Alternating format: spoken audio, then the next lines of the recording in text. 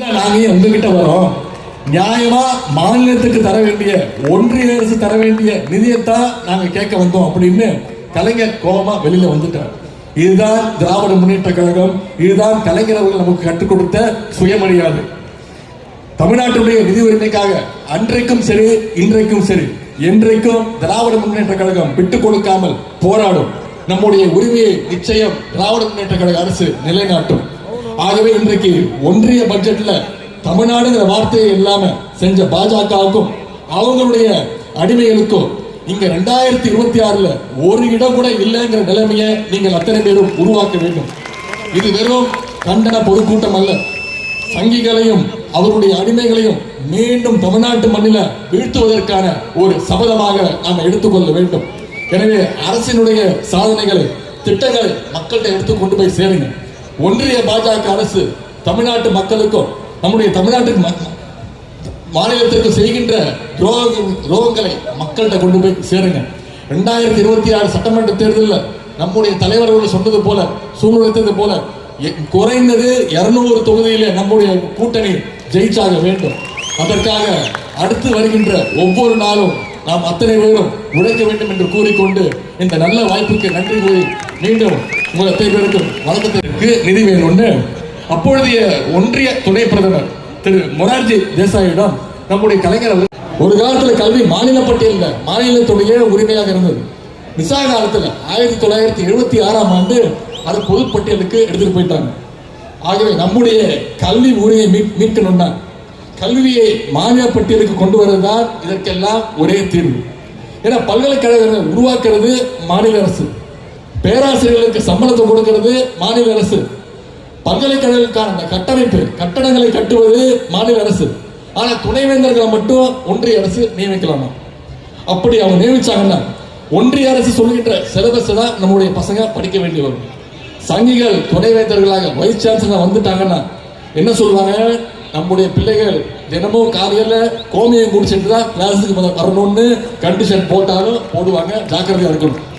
இதையெல்லாம் தடுக்க வேண்டிய கட்டாயம், கடமை நாம ஒவ்வொருத்தரையும் இருக்கு. ஆகவே தமிழ்நாட்டை வஞ்சிக்கின்ற ஒன்றிய அரசுக்கும் பாசிச பாஜகவுக்கும் தக்க பாடத்தை நாம் புகட்ட வேண்டும். அதற்கு ஒரு வாய்ப்பு தான் நம்ம கிட்ட கிடைச்சிருக்கக்கூடிய ஒரு வாய்ப்பு தான் வர இருக்கக்கூடிய 2026 சட்டமன்ற தேர்தல். இன்னைக்கு ஈரோடு கிழக்கு இடைத்தேர்தலில் அடிமைகள், சங்கிகள்னு அத்தனை எதிரிகளும் தெரிச்சு ஓடிட்டாங்க. திராவிட மாடல் அரசுக்கான ஒரு நற்சான்றிதழா நாம் இந்த வெற்றியை பார்க்க வேண்டும். ஈரோடு கிழக்குல நாம பெற்றிருக்கக்கூடிய இந்த வெற்றி 2026 8 திக்கும் தமிழ்நாடு முழுவதும் எதிரொலிக்க வேண்டும். இந்த நேரத்தில் நிதி உரிமை தொடர்பாக ஒரு சிறிய சம்பவத்தை இங்கே நான் நினைவுபடுத்த விரும்புகின்றேன். 1967 முதன்முறையாக திராவிட முன்னேற்ற கழகம் பிறகு அண்ணா முதலமைச்சராக முதல்ல பொறுப்பேற்றோம். பிறகு அண்ணா மறைந்த பிறகு 1969 நம்முடைய தலைவர் முத்தமிழ் டாக்டர் கலைஞர் அவர்கள் முதலமைச்சராக அரசு வழங்கிட்டு இருக்கு. ஒன்றிய அரசு தமிழ்நாட்டை எவ்வளவு புறக்கணிச்சாலும் சரி, தமிழ்நாட்டு மக்களுடைய உழைப்பாலும் அறிவாற்றலாலும் திராவிட மாடல் அரசுடைய நிர்வாக திறமையாலும் தமிழ்நாடு எப்பொழுதுமே இந்தியாவுடைய நம்பர் 1 மாநிலமாக திகழ்ந்து கொண்டிருக்கும். ஆனா இந்த மகிழ்ச்சியை பொறுத்துக்க முடியாம இங்க இருக்கக்கூடிய ஆளுநர் மூலமாகவும் நமக்கு இடையூறு செய்ய முயற்சி பண்ணிட்டு இருக்கிறார். நம்முடைய சட்டமன்றத்தில் எந்த மசோதாவை நிறைவேற்றி அமைச்சாலும் நம்முடைய ஆளுநர் அவர்கள் அதை வாங்கி வச்சுக்கிட்டு ஒன்றிய அரசுக்கு அனுப்புவதே இல்லை. அதுக்கு அவர் ஒப்புதல் தர்றதே கிடையாது. ஒன்றிய அரசுடைய பட்ஜெட்ல தமிழ்நாடுங்கிற பேர் எப்படி இல்லையோ அதே மாதிரி சட்டமன்ற உரை எடுத்து பார்த்தீங்கன்னா ஆளுநருடைய உரை இருக்கவே இருக்காது. ஒரு முறை கூட நாம் தயார் செஞ்சு கொடுக்கக்கூடிய உரையை அவர் படிக்கிறதே இல்லை. ஆளுநர் என்பவர் மக்களால் தேர்ந்தெடுக்கப்பட்டவரா? மக்கள் தேர்ந்தெடுத்தாங்களா? கிடையாது. ஒன்றிய அரசால் நியமிக்கப்பட்டவர் தான் ஆளுநர். அவருடைய ஒரே வேலை என்ன? வருஷத்துக்கு ஒரு முறை சட்டமன்றத்துக்கு வந்து முதலமைச்சர் என்ன எழுதி கொடுக்கிறாரோ, அமைச்சரவை எதை ஒப்புதல் தருதோ அதை படிச்சுட்டு போறது மட்டும்தான் ஆளுநருடைய வேலை. அதையாவது சரியா செய்கிறாரான்னு பார்த்தீங்கன்னா அதுவும் கிடையாது. 2 வருடங்களுக்கு முன்பு என்ன சொன்னாரு? மாநிலத்துடைய பெயரே மாற்றணும் அப்படிங்கிறார். தமிழ்நாடுன்ற பெயர் எனக்கு பிடிக்கல, அதை மாற்றணும், தமிழகம் அப்படி மாற்றணும் அப்படின்னார். ஒட்டுமொத்த தமிழ்நாட்டு மக்களுடைய எதிர்ப்பை தெரிவிச்ச உடனே பல்டியர் இல்லை மன்னிச்சுக்கோங்க நான் தப்பா சொல்லிட்டேன் அப்படின்னாரு. சென்ற ஆண்டு என்ன பண்ணாரு? நம்முடைய ஆளுநர் உரையில் இருக்கக்கூடிய அம்பேத்கருடைய பெயர், பெரியாருடைய பெயர், காமராஜருடைய பெயர், கலைஞருடைய பெயர், எல்லா பெயர்களையும் தவிர்த்து விட்டு தன்னுடைய இஷ்டத்துக்கு படித்தார். ஆனால் நம்முடைய முதலமைச்சர் எந்திரிச்சு சட்டமன்றத்தில் சொன்னார், ஆளுநர் பேசி எந்த உரையோ சட்டமன்ற குறிப்பில் ஏறாது, நாங்கள் கொடுத்துருக்கிற உரை தான் சட்டமன்றத்தில் குறிப்பில் ஏறணும்னு சொன்னார். உடனே வெளிநடப்பு பண்ணி செஞ்சு போயிட்டார். இந்திய வரலாற்றிலேயே, தமிழ்நாடுடைய சட்டமன்ற வரலாற்றிலேயே சட்டமன்றத்திற்கு வாக்கிங் போறதுக்கு வர்ற ஒரே ஆளுநர் நம்முடைய ஆளுநர் ஆர்.என். ரவி அவர்கள் தான். அதே போல இந்த வருஷம் வந்தார். ஒரு படத்துல வடிவேல் காமெடி நீங்க பார்த்துருப்பீங்க. பொண்ணு பார்க்க போவாங்க, பொண்ணை வர சொல்லுங்கம்மா அப்படின்வாங்க. பொண்ணு எப்போ வருது எப்போ போகுதுன்னு யாருக்குமே தெரியாது. ஒரு முறையும் நாங்களும் அப்படித்தான் சட்டமன்றத்துக்கு போய் ஆளுநரை பார்க்கலாம் அப்படின்னு உட்காந்துருப்போம். எப்போ வராரு எப்போ போறாரு யாருக்குமே தெரியாது. இந்த முறை என்ன சொல்லிட்டு போனாரு, தமிழ் தாய் வாழ்த்து பாடக்கூடாது, தேசிய கீதம் தான் பாடணும் அப்படின்னு. அதை ஒரு காரணமா சொல்லிட்டு வெளிநடப்பு செஞ்சுட்டு போயிட்டாரு. நம்முடைய தலைவர் இன்றைக்கு கூட்டத்தில் கூட ஒன்றிய அரசுக்கு, பிரதமர் அவர்களுக்கு ஒரு வேண்டுகோள் வச்சிருக்கிறார். தயவு செய்து வர்ற சட்டமன்ற தேர்தல் வரைக்கும் இங்க இருக்கக்கூடிய ஆளுநர் ரவி அவர்களை தயவு செஞ்சு மாத்திராதீங்க. எங்களுக்கான பிரச்சாரத்தை அவரே மக்கள் மத்தியில் செஞ்சுட்டு இருக்கிறாரு. எங்களை விட அதிகமாக வேலை பார்க்கிறாரு. நம்முடைய திராவிட முன்னேற்ற கழகத்திற்காக, திராவிட மாடல் அரசுக்காக அதிகமாக வேலை பார்க்கிறாரு. சில வருடங்களுக்கு முன்பு அந்நியன் ஒரு படம் வந்துச்சு, பார்த்துருப்பீங்க. அதுதான் நம்முடைய ஆளுநர் அவர்கள். Split personality. ஒரு 10 நாளுக்கு முன்பு ஒரு கூட்டத்தில் போய் பேசினார்.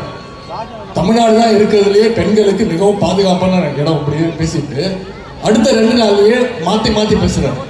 அப்படி ஒவ்வொரு நிமிஷம் மாத்தி மாத்தி பேசக்கூடியவர் தான் திரு ரவி அவர்கள்.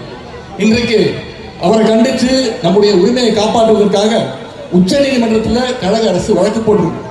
இன்னைக்கு உச்ச நீதிமன்றம் ஆளுநருடைய தலையில கொற்ற மாதிரி பல கேள்விகளை கேட்டிருக்கு. என்ன கேள்விகள் தெரியுமா? சட்டமன்றம் நிறைவேற்றி அனுப்புகின்ற மசோதா மீது எந்த நடவடிக்கை எடுக்காம எதற்காக ஆளுநர்கள் காலதாமதம் செய்கின்றார் அப்படின்னு நாம கேட்கல, உச்ச நீதிமன்ற நீதிபதி கேட்டிருக்கிறார். அதேபோல யாருடைய ஆலோசனையின் பேர்ல ஆளுநருடைய செயல்பாடுகள் இருக்கின்றன உச்ச நீதிமன்றம் கேள்வி கேட்டிருக்கு. அதேபோல அரசியல் சட்டத்தை அவர் முறையாக பின்பற்றுகிறாரா என்பதெல்லாம் இன்னைக்கு உச்ச நீதிமன்றம் கேள்வி கேட்டிருக்கு. இன்னைக்கு ஒன்றிய அரசு இன்னொரு வேலையை வேகமாக செஞ்சுட்டு இருக்கு. எப்படி ஆட்டை கடிச்சு மாட்டை கடிச்சு கடைசியில் மனுஷனை கடிக்கிற மாதிரி இன்னைக்கு தமிழ்நாட்டுடைய உயர்கல்வியை கெடுக்க பாசிச பாஜக அரசு திட்டம் போட்டிருக்கு. அதற்காகத்தான் யுஜிசி, யூனிவர்சிட்டி கிராண்ட்ஸ் கமிஷன் சொல்லுவாங்க. அதுல புதுசா விதிமுறைகளை கொண்டு வர பார்க்குது ஒன்றிய பாஜக அரசு. இதை இந்தியாவிலேயே முதல்ல எதிர்த்தது யாருன்னு பார்த்தீங்கன்னா நம்முடைய முதலமைச்சர் அவர்கள் தான். பாஜக அல்லாத அனைத்து மாநில முதல்வர்களுக்கும் இதனுடைய அபாயத்தை பற்றி நம்முடைய முதலமைச்சர் அவர்கள் கடிதம் எழுதினாங்க. இன்னைக்கு தமிழ்நாடு சட்டசபையிலும் இதுக்கு எதிராக தீர்மானம் நிறைவேற்றப்பட்டிருக்கு. நம்மை பின்பற்றி கர்நாடக மாநிலம், கேரளா மாநிலத்திலையும் இதே போல சட்டப்பேரவையில் தீர்மானம் நிறைவேற்றிருக்கிறாங்க. இதை கண்டிச்சு நம்முடைய மாணவரணி நேற்று டெல்லி வரை போய் மிகப்பெரிய போராட்டத்தை நடத்தியிருக்கிறோம். தமிழ்நாட்டில் மட்டும் இல்ல, இந்தியாவில் இருக்கக்கூடிய எல்லா மாநிலங்களுடைய உயர்கல்வியும் காவிமய ஆக்கணுங்கிறது தான் சங்கிகளுடைய ஒரே திட்டம். அதுக்குத்தான் பல்கலைக்கழகங்களுடைய துணைவேந்தர்களை கண்டறியும் சர்ச் கமிட்டின்னுவாங்க, கண்டறியும் குழுவுக்கான அதிகாரத்தை ஆளுநர் கையில ஒப்படைக்கணும் அப்படின்னு போடுறாங்க. இப்படி நடந்தா எல்லா பல்கலைக்கழகத்திலையும் சங்கிகள் தான் துணைவேந்தர்களா வந்து உட்காருவாங்க. எல்லா மாநிலங்களுடைய பண்பாட்டையும் வரலாற்றையும் அழிச்சு ஒரே வரலாற்றை எழுதணும் அப்படிங்கிறது தான் அவங்களுடைய ஒரே நோக்கம். அதுக்காகத்தான் எப்படியாச்சும் கல்வியில கை வைக்கணும்னு பாஜக சங்கிகள் குறிச்சிட்டு இருக்கிறாங்க. இதுக்கு காரணம் சென்சஸ், அதே மாதிரி விமான போக்குவரத்து, தொலைத்தொடர்பு, டெலிகம்யூனிகேஷன், அதே மாதிரி ஸ்டேட் லிஸ்ட் எடுத்துக்கிட்டீங்கன்னா உதாரணங்கள் பொது சுகாதாரம், பப்ளிக் ஹெல்த், சட்டம் ஒழுங்கு, காவல்துறை, உள்ளாட்சித்துறை, இதெல்லாம் நம்முடைய மாநில நாடாளுமன்ற தேர்தலுக்கு 5 மாதங்களுக்கு முன்பு பிரதமர் திரு மோடி அவர்கள் எத்தனை முறை தமிழ்நாட்டுக்கு வந்தார்? 9 முறை வந்தார். அது மட்டும் இல்ல, வாக்குப்பதிவின் போது எங்க இருந்தாங்க? கன்னியாகுமரியில் ஒரு பாராளுமன்ற தியானம் பண்ணிட்டு இருந்தார்.